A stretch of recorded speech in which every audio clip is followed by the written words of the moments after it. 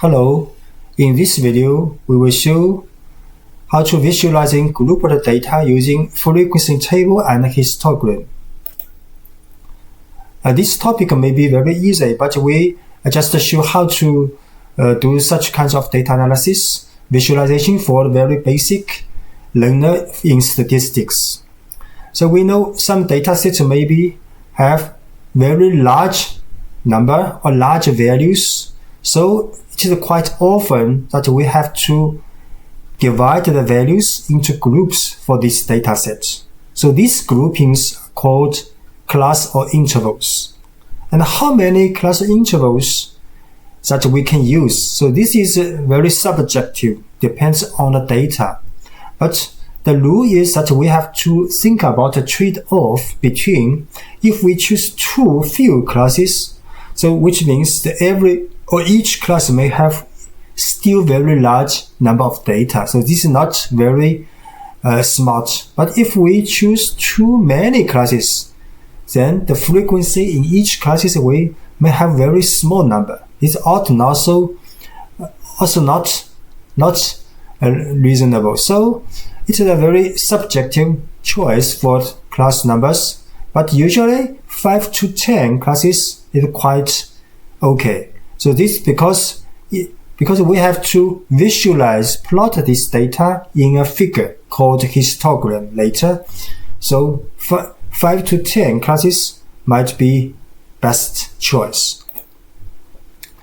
So what is a histogram? Histogram is a bar chart, bar graph, showing the class data. So each class will represent one bar in histogram. And for the frequency data that we can show in the histogram, we can also show relative frequency. Relative frequency is a proportion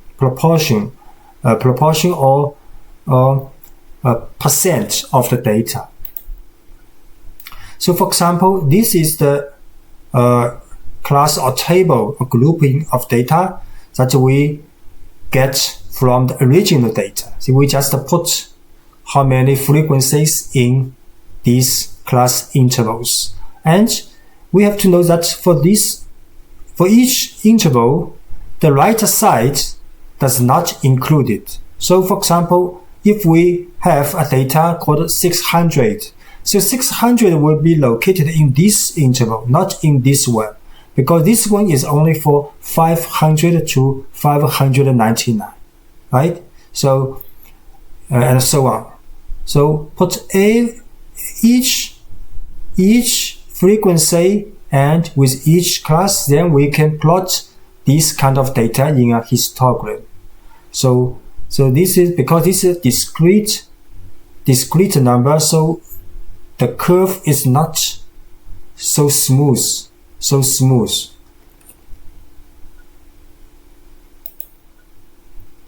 And sometimes you want to know the cumulative frequency.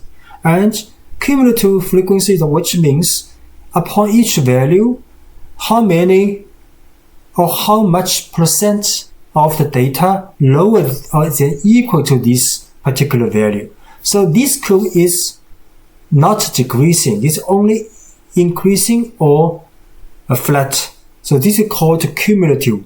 And usually we use relative, or means we use the percent or proportion of all the data in a cumulative frequency curve.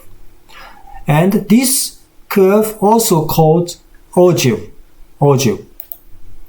So for example, we use the same data from the previous table, then calculate how much percent a proportion in each classes. Then we plot a cumulative relative frequency plot. You can see, and we put all the value of the data in horizontal axis, and the vertical axis is the proportion from 0 to 1.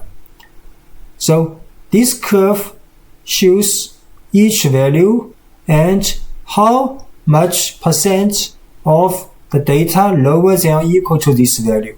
So it's very easy to say that all the data less than 1,500 from this curve. Very easy to find the value and percent.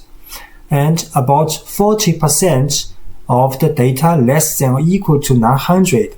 So 900, then we can easily find this value almost is located at 0.4, which means 40% of data less than or equal to 900. And similarly, 80% of the data less than or equal to 1,100. This one.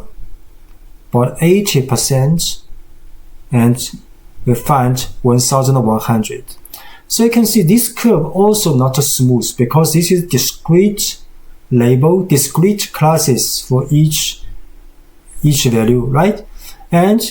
But this is quite similar if in the continuous variable, if we look at the density curve. So from the continuous distribution of a variable, the density curve we can also transform it to a cumulative probability curve. So this is alternative counterpart of a continuous cumulative probability curve, because continuous cumulative probability curve is smooth. And the basic idea is the same, from 0 to 100%, and between them you can find each value and how much percent of the data lower than or less than this value, right? Thanks for watching.